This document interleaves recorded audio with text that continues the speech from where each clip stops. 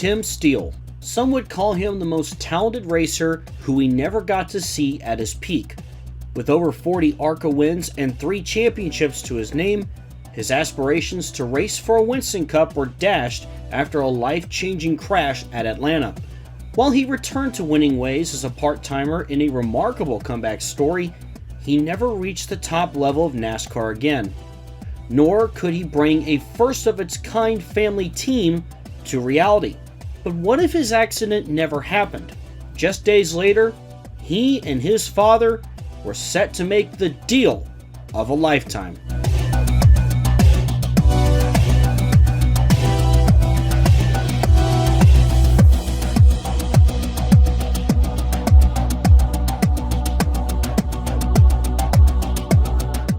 Before Frank Kimmel, many would argue Tim Steele was the greatest driver in ARCA's modern era. With 3 championships, including an incredible run of back-to-back 10-win seasons, he was set to move from ARCA to the Winston Cup in 1998. In this video, we visit the second race at Michigan, Steele's home track, in his rookie season. Tim's father, Harold Steele, sought to move his entire team up the ladder by purchasing Bud Moore Engineering, a historic team in its final chapter. Furthermore, the Steeles had an unexpected business partner ready to join them, NFL star Brett Favre, who himself was set to bring Nike and Sony to NASCAR as team sponsors. Alas, when Steele suffered his traumatic accident, the deal faded away as just a memory. In this timeline, Steele never crashed in his test session and goes on to run Bud Moore's final race at Atlanta as planned, finishing 15th. Then, the deal was announced. Bud Moore Engineering becomes Steele Favre Racing for 1998 and beyond. Tim Steele will drive the number 15 car full-time with sponsorship from Nike and Sony. Even as a new team, expectations are high on the back of Steele's 3rd ARCA Championship. Furthermore, Bud Moore helps the team get on their feet, and even puts in a good word for a young driver he had his eye on, Blaze Alexander. In real life, the 22-year-old was set to drive 5 races for Bud Moore as part of his part-time effort, but that deal fell through just as the Steele Favre purchase. Blaze remains in the number 20 car in the Busch Series full-time, but will be making his Winston Cup debut today in a one-off second car, the number 55 Rescue Engine Formula Ford. He still needs some time to develop, but he could be the first choice if the team adds a second car in the coming years. With it being a new team, 1998 was going to be a year to build up the program. However, the team was quite impressive for it being year 1. Going into today's race, Tim Steele sits at 11th in points and is on the hunt for his first career win. Steele hopes to finish top 10 in the standings at season's end and have a massive year in 1999. Until then, the team continues to improve week after week. Alexander has also been running very well in the Busch Series as he continues to improve and hopes within the next couple of years to be running in the Winston Cup along with Tim Steele. With what was Bud Moore's team still running in the Winston Cup full-time, Ted Musgrave, after being let go at Roush Racing, took over the number 96 for American Equipment Racing as he's trying to finish out the season on a high note. With all that out of the way, here's the starting lineup for the 1998 Pepsi 400 presented by Devibus. Starting on the pole is the number 2 of Rusty Wallace, and starting next to him is the 88 of Dale Jarrett, a pair of Fords on the front row. Then the second Penske car and another Ford starting in third, that's the 12 of Jeremy Mayfield, and next to him is the 81 of Kenny Wallace. Starting fifth is our first Chevrolet in the field, the 24 of Jeff Gordon, and starting sixth is car number 6, Mark Martin. Tim Steele will roll off in 7th in the 15, and starting next to him is the 33 of Ken Schrader. And rounding out the top 10 is the 22 of Ward Burton and the 21 of Michael Waltrip. In row 6, you'll find both Labonte brothers, as Bobby Labonte will start 11th and Terry Labonte starting in 12th. Bill Elliott will roll off in 13th, and a solid qualifying run by Dick Trickle. He'll start 14th. RCR fills up the next row as Mike Skinner starts in 15th, and Dale Earnhardt will start in 16th. Rick Mast will roll off in 17th, and John Andretti will start 18th. Starting 19th is the 36 of Ernie Irvan, and Blaze Alexander, making his Winston Cup debut, will start 20th. Starting 21st is the number 9 of Jerry Nadeau, and starting 22nd is the 35 of Darrell Waltrip. Starting 23rd is Johnny Benson, and rolling off 24th is Sterling Marlin. Starting 25th is the 7 of Jeff Bodine, and another Sapco car starts in 26, the 42 of Joe Nemechek. Steve Park will roll off in 27th, and starting next to him is the 77 of Robert Presley. Starting 29th is Frank Kimmel, he'll be in the 23 this weekend, and Ted Musgrave. Moving over to the 96, he'll start 30th. Chad Little will start 31st, and next to him is the 28 of Kenny Irwin Jr. Kevin LePage will start in 33rd, and in 34th is the 10 of Ricky Rudd. Starting 35th is Jeff Burton in the 99, and Jeff Green will start 36th. Brett Bodine will roll off in 37th, and Kyle Petty will start 38th. Starting 39th is Dennis Setzer in the 13, and Bobby Hamilton will roll off in 40th. And rounding out the field is the 50 of Wally Dallenbach Jr. and the 98 of Rich Bickle. Rusty Wallace and Dale Jarrett will lead the field of 42 to go racing on the fast 2-mile oval at Michigan. Here we go. Green flag.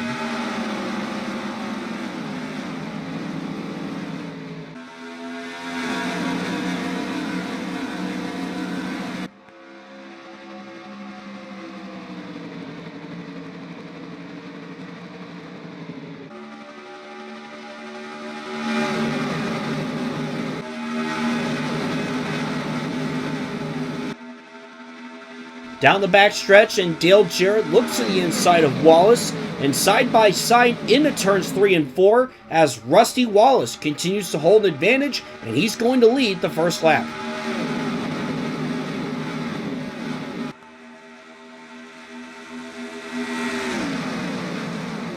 Into turn 1 now as we're on board with Dale Jarrett in the 88, trying to take the lead here early as he and Wallace continue to remain side by side. Now Rusty pulls away as they come off turn 2. Jeremy Mayfield now enters the mix as he's going to take second place away from Jarrett. Jeff Gordon, meanwhile, settles for third. On board with the 12th of Mayfield, both Penske Fords running 1-2, and of course a track that Roger Penske helped build many years ago. It's always special for Penske to pick up a win here. Can they get that here today? As we have 3 Ford Tauruses out in front right now. Now Dale Jarrett's to the inside of Jeremy Mayfield as Jeff Gordon sits there in 4th. And in 5th, you'll see Tim Steele. Home track for him. I'm sure he'd love to get a win here today. His first career Winston Cup win, as a matter of fact. But still, early here in the going, it is all St. Louis, Missouri's Rusty Wallace as Dale Jarrett has taken second back, and now Jeff Gordon moves up to third.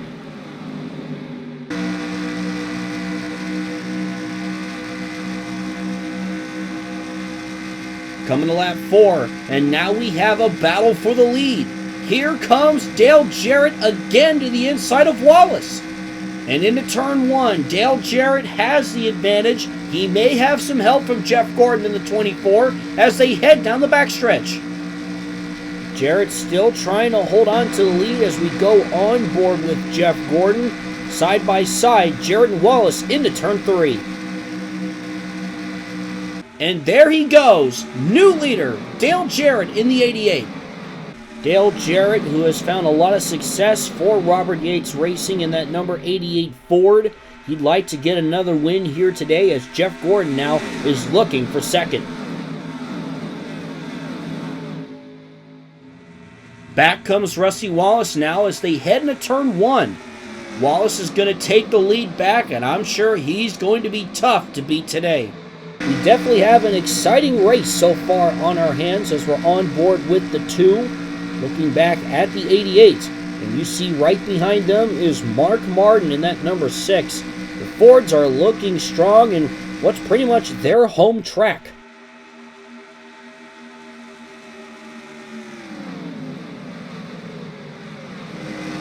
Ten laps complete now as Dale Jarrett is back to the inside of Wallace with Gordon and Martin behind them.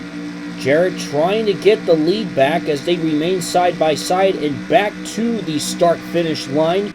Dale Jarrett in that Ford Credit Care Ford trying to take the lead back.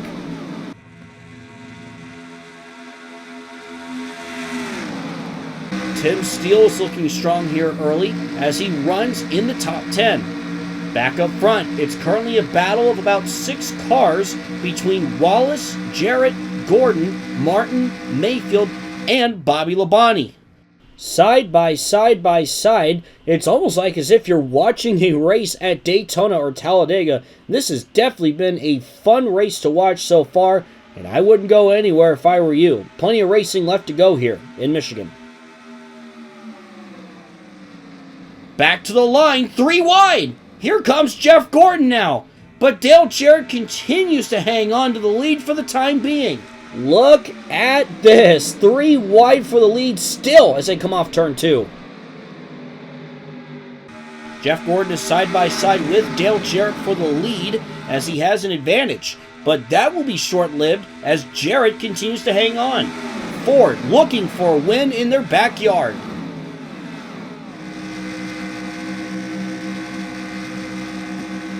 Gordon is going to try again, and this time he will succeed.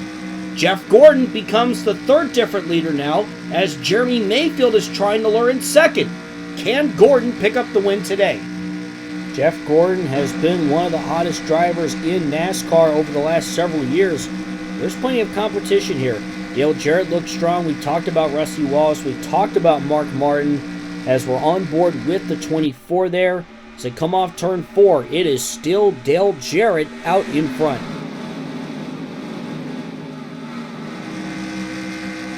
"17 laps complete, and Jeff Gordon gets another shot at it. He goes to the inside of Jarrett. He wants that lead. He's trying to push through. Let's see what things look like as they come off turn 2. Can he clear the 88? And it looks like he will.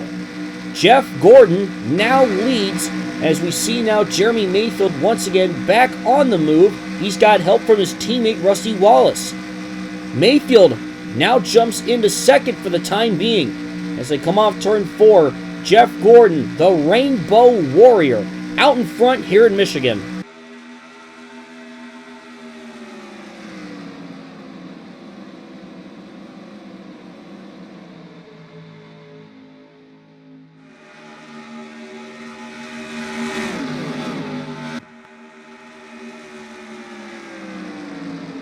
Here comes Mark Martin and Bobby Labonte heading into turn 1, and Mark Martin will take the lead from Gordon. Bobby Labonte wants to follow suit, but looks like he'll have to settle for 3rd for now. That is because the leaders are coming in for the first round of green flag pit stops, and here they come as they will try to get the fastest stop possible. We were just on board there with Bobby Labonte, Mark Martin leading there, but again, expecting these leaders to come down pit road if they haven't already. As we take a look now, and that's exactly what will happen as Mark Martin will lead most of them down pit road. Looks like Ward Burton actually did stay on the track for the time being, though he will still have to pit. Of course, everybody has to watch their pit speeds as they make their way down pit road. Several cars coming off pit road from the lap before as the 33 makes contact with the 81.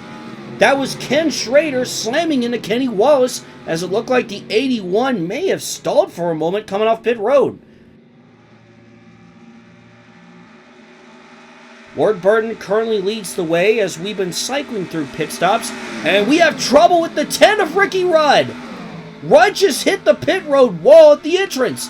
I'm not sure what happened here as the caution will fly for the first time today in what is a bizarre crash here in Michigan. Let's take a look at the replay here. Here's Ricky Rudd making his way down pit road. Looks like he may have had a tire going down and was not able to control the car at all and hits the entrance of pit road there. Rudd is okay, but it looks like his day is done at that point. Heavy damage to that tied Ford. Coming to 41 laps to go here in Michigan, Ward Burton is your leader, Joe Nemechek is second, Sterling Marlin third, Bobby Labonte fourth, and Mark Martin fifth as we get back to racing.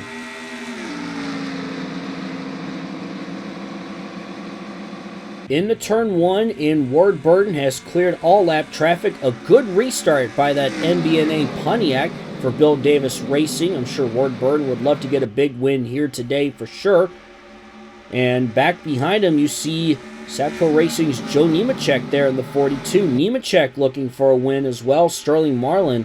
How about Satco Racing running up front here, as well as Mark Martin as they head into turns 3 and 4. The first 6 cars are all single file as they come off turn 4 and come to 40 laps to go. Satco Racing running up front here with Nemechek and Marlin, a team definitely looking for a big win here today, as we see Marlin make the move for second on his teammate, and now Mark Martin looks to take third, and he will. 33 laps are complete. It is still Ward Burton out in front for the time being. Mark Martin is on the move as he peeks to the inside of Burton. He is there. That Valvoline Ford looks pretty fast as Martin takes the lead from Ward Burton. Not only that, but now we see Joe Nemechek up there as well as his teammate Sterling Marlin. Can either of those guys make a run at Mark Martin? And how about Kyle Petty up here in the mix as well, as you see Brett Bodine, Tim Steele, and Dick Trickle in the fight as well. Some very interesting names up in front. Past halfway now, and here comes Tim Steele. Steele won second from Ward Burton, but he's not able to get to him yet, and he'll have to settle for where he is now. However, he is under pressure now by the 21 of Michael Waltrip. I'm sure these Michigan fans would love to see Tim Steele win this race, and how special would it be for him to get his first career win in the Winston Cup here at his home track. He's still got plenty of work to do as Mark Martin continues to lead the way.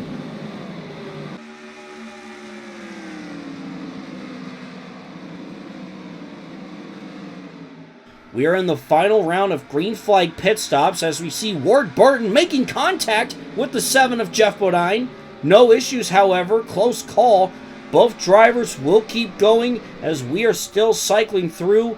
As a matter of fact, Ward Burton is expected to make his way down pit road at this time. Hopefully, he doesn't have a tire rub after almost making contact, or perhaps he did make contact with that 7 car. And he was pretty slow. He's already on the apron, so that tells me he may have a tire going down on that 22 car, and he's just trying to nurture that car back to pit road. Burton makes his way down pit road, trying to keep control of his car, and into the wall he goes! Heavy damage on the 22 as Ward Burton's day is done. That's the second time we've seen that today. And we have trouble in the backstretch. Kyle Petty runs into Bobby Labonte. He was rejoining the track, and the 18 goes for a spin. Looks like everyone's going to dodge him, thankfully, but that is what's going to bring out the caution. Let's go on board with Kyle Petty here. This is the replay, and yet the 18 just coming off pit road. Petty just not able to slow down in time. Huge stack up there on the backstretch.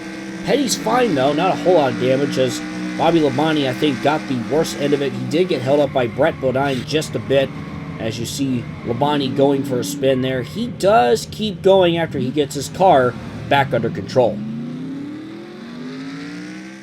We will have 15 laps to go when we get back to the green flag. We have a bit of a surprise leader in Jeff Bodine. Rich Bickle is second, Steve Park is third, Marlin is fourth, and in fifth is Tim Steele, looking for a home track win, and we're back underway in the late stages of this one.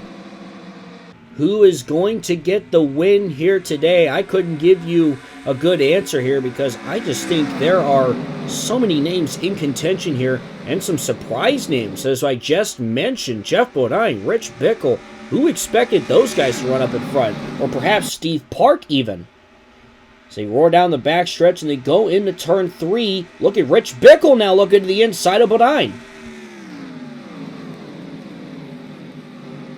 Coming back around, and Rich Bickle is looking to get the win for Kelly Yarbrough. But Steve Park is there as well, looking for his first career Winston Cup win. Kelly Yarbrough's team has one win. That came last year at Daytona with John Andretti, looking to get win number 2 here today. Into turn 1, Bickle gets loose and 3 wide. Here comes Tim Steele, the team co-owned by NFL quarterback Brett Favre. Steele currently has a slight advantage over Bodine, as there is still plenty of racing left to go.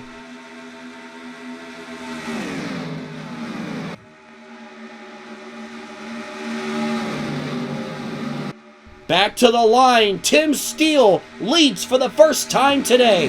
Sterling Marlin is looking for second from Bodine, as he and Nemechek have worked together quite a bit today.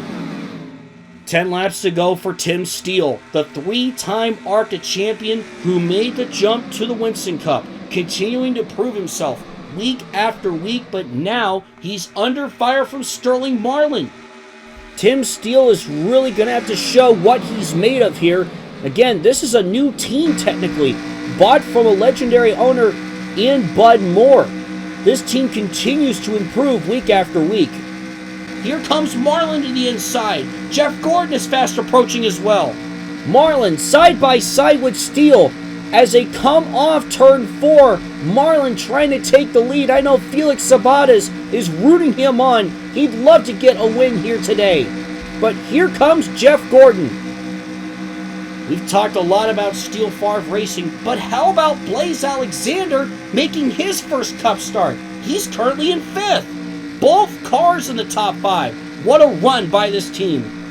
Absolutely impressive from both Tim Steele and Blaze Alexander. I know we talked a lot about Steele, but could Alexander be a part of this team's future in the coming years? A young and upcoming driver getting better every week. Jeff Gordon gets to the inside of Marlin, and he's going to take the lead with just 7 laps to go. The laps keep ticking away. Could this be Jeff Gordon's day? Down the backstretch, and Marlin fights back. He goes to the inside of Gordon as Nemechek and Steele are there. Gordon has just a slight advantage over Marlin, but there's just so many contenders up in front here as they remain side by side.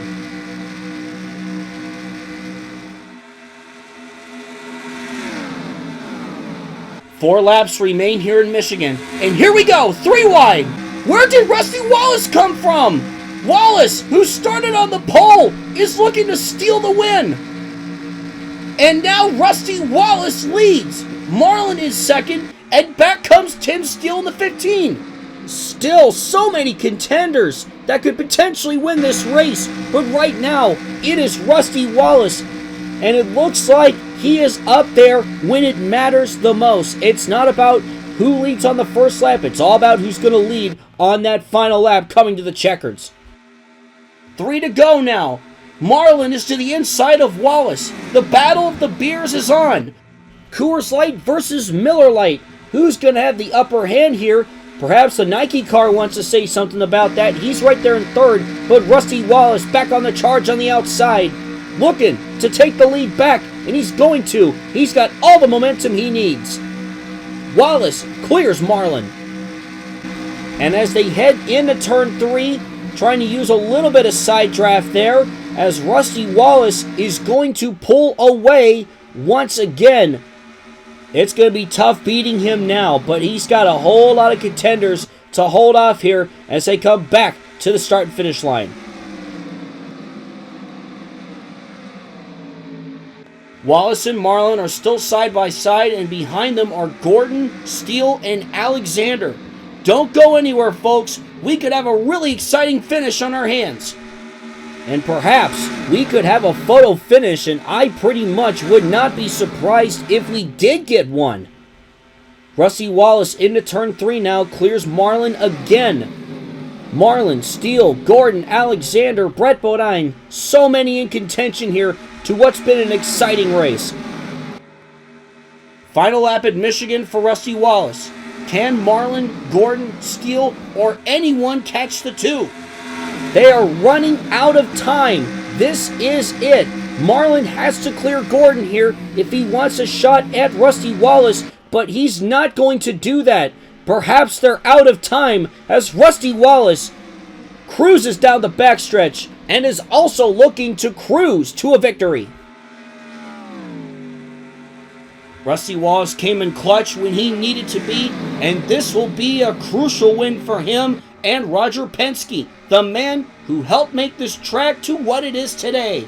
Off turn 4, it's going to be Rusty Wallace picking up the win in Michigan. A clutch win by Wallace and Penske Racing. Wallace, who started on the pole, was not a factor until that final restart. Rusty Wallace came in clutch when he needed to be, and therefore he has earned this victory. As we take a look at our final results, Jeff Gordon finishes second, Sterling Marlin in third, but how about Steele Favre Racing? Could this team be the future? As Tim Steele finishes fourth, and an impressive run by the young driver Blaze Alexander. I'm sure we'll hear more about him in the coming years at this point. Brett Bodine with an impressive run finishes in sixth. Dale Earnhardt is seventh. Joe Nemechek is eighth. And a couple Roush drivers rounding out the top 10 with Mark Martin ninth and Jeff Burton 10th. Taking a look at the rest of our finishing order, definitely a wild one. Bobby Hamilton in 11th, Michael Waltrip 12th, Wally Dallenbach after starting in the last row finishing in 14th, Darrell Waltrip picking up a 15th place finish. Dick Trickle managed to get a top 20 as well as Frank Kimmel. Steve Park finishes in 22nd. Dale Jarrett in 24th after starting second. Bobby Labonte 25th after that spin. Kyle Petty finishing in 28th. Bill Elliott 30th. Jeremy Mayfield with a disappointing day. He started third, finished 31st. And you see the rest of your finishing order there. Ted Musgrave in 36th. And of course, 3 cars finished with a DNF. The 22 of Ward Burton, the 43 of John Andretti, and the 10 of Ricky Rudd. In a race that featured 17 lead changes and 9 different leaders, it was definitely an exciting one here today in Michigan. If the Steele Favre deal had come to be, it would have truly shaken up NASCAR, and it may have also enhanced the career of a driver who always showcased his talents with every opportunity he got. When it comes to Tim Steele, this video is a celebration of his achievements and his life. A man who battled through adversity and injuries despite losing what would have been a life-changing opportunity. Perhaps you could say he was a man of steel. Thank you all so much for watching the first video of the year. I'm excited to celebrate what makes racing special in its past, present, and future once again. If you love racing and are here to push the sport forward, be sure to subscribe to see more of this celebration of NASCAR history. We'll have more Racing Infinity volumes to come leading up to the next big video, Sunday Night Lights 2000, later this spring. In case you missed it, Sunday Night Lights is also looking for your input on a new initiative, the All 90s Team. We're looking for your nominees for awards for the series' past decade, and that form will be open for one more week after this video goes out. We'll be creating the list with your input, and then the best of each category will be determined by another vote next month. The real racing season is finally upon us, but racing stories never do. I'll see you in the next video.